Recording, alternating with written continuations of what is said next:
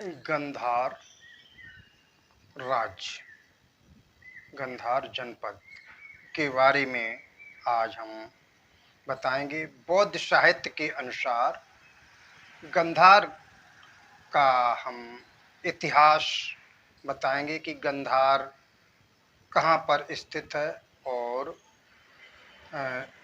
ये किस लिए प्रसिद्ध है। तो चलिए देर न करते हुए आपको बताएं।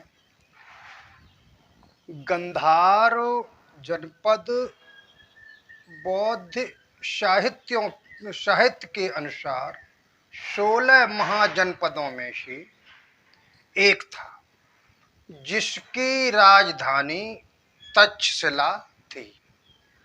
पाली साहित्य में गंधार शब्द का प्रयोग कश्मीर के लिए किया गया है। काश को लेपि कश्मीरे गंधारेपि, ये सम्राट अशोक के काल में भदंत मुगल पुत्र तिश ने स्थवर मंजंतिक को कश्मीर गंधार में बौद्ध धम्म प्रचार प्रसार के लिए भेजा था। पाली साहित्य में गंधार राष्ट्र के दो राजा नगिज तथा पुक्कासित के नाम का उल्लेख है। कुंभकार जातक के अनुसार नगजित राजा विदेह के निम तथा पांचाल के राजा दुम्मुख के समकालीन थे और मध्यम निकाय के धातु विभंग सूक्त की अट्ठगाथा में पुक्कसाती राजा को राजा बिंबिसार का मित्र तथा समकालीन बताया गया है। मूल सर्वास्तिवाद के विनय पिटक का विस्तार विनय पिटक में पुक्कसाती राजा को पुष्कर सारण नाम से भी पुकारा गया है। पुक्कसात राजा का राज्य का विस्तार 100 योजन का था। गंधार राष्ट्र में अपने लाल ऊनी दुशाले एवं कंबलों के लिए पूरे जम्बू द्वीप में प्रसिद्ध केंद्र था। जम्बू द्वीप पूरे भारतवर्ष को कहा जाता है, तो उसमें सालें दुशाले ऊनी जो होती थी उसके लिए गंधार जो जनपद था, जो राष्ट्र था, वो प्रसिद्ध था। तो जातक में भी गंधार राष्ट्र में गहरे लाल और इंद्रवधु नामक कीड़े के रंग वाले और पंड वर्ण कंबलों, इंद गोपक, बड़वा, गंधारा, पांडु कंबला के लिए प्रमुख केंद्र था।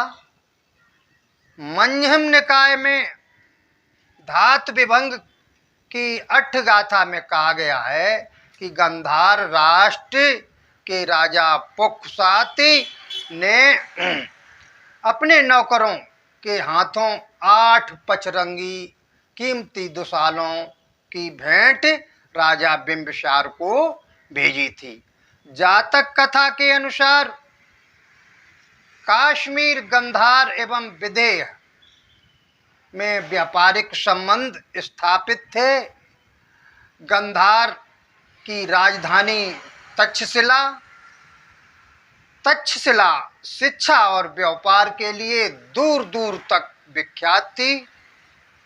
तक्षशिला में एक विशाल महाविश्वविद्यालय था, शिक्षा केंद्र था।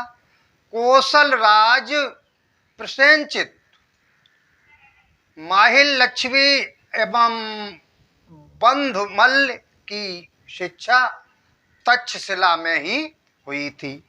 जीवक वैद्य तक्षशिला में स्नातक के विद्यार्थी थे। तक्षशिला प्राचीन वैभवशाली नगरी आजकल रावलपिंडी के 12 मील उत्तर पश्चिम में शाह की डेरी के नाम से जानी जाती है। पाकिस्तान के पेशावर और तथा रावलपिंडी जिले की भूमि को प्राचीन गंधार कहा जाता है। बताया जाता है कि पेशावर और रावलपिंडी की जो पुरानी जगह थी उसी को गंधार कहा जाता है। पंचसूदनी के अनुसार तक्षशिला की दूरी श्रावस्ती से 192 योजन बताई गई थी। जैसा कि सम्राट अशोक के ज़माने में जो एक सड़क का निर्माण हुआ था जिसका नाम था उत्तरापथ मार्ग द्वारा तक्षशिला नगर और श्रावस्ती राजगृह तक मिला हुआ था। राजगृह से लेकर के और तक्षशिला तक सम्राट अशोक द्वारा बनवाई हुई सड़क थी जिसका नाम था उत्तरापथ। गंधार जनपद में पोखरवती एक दूसरी प्रसिद्ध नगरी है। जो गंधार राज्य में पोखरवती एक दूसरी नगरी है। ग्रीक इतिहासकारों ने पोखरवती को पुष्करावती या पुष्कलावती के नाम से बताया है, जो सरस्वती नदी के तट पर पेशावर से 17 मील उत्तर पूर्व में स्थित है। चीनी यात्री फाहियान के अनुसार तक्षशिला में बोधिसत्व ने एक प्राणी के लिए अपना शर बलिदान किया था, इसीलिए इसका नाम तक्षशिला पड़ा है। परंतु सम्राट अशोक के काल में कुणाल की आंखें तत्सुरक्षिता द्वारा इसी नगरी में निकाली गई थी। आज शाह की डेरी के नाम से सांकेतिक व भग्नावशेष कुणाल के नाम पर बना हुआ एक कामिल स्तूप है, जो सिद्ध करता है कि कुणाल की आंखें यहाँ निकाली गई थीं। तो आज का ये संदर्भ यहीं तक, और ये संदर्भ मैंने आपको एक पुस्तक है कपिलवस्तु के शाक्य, उसका अध्ययन करके मैंने आप लोगों के बीच बताई है, जो डॉक्टर भिक्खु धम्मपाल थैरू द्वारा लिखी गई है। उन्होंने भी कई पुस्तकों का संकलन करके इस पुस्तक को लिखा है। तो हमारी जानकारी आप लोगों को कैसी लगी? अगर अच्छी लगी है तो एक बार हमको लाइक, शेयर, कमेंट और सब्सक्राइब जरूर करें। नमो बुद्धाय।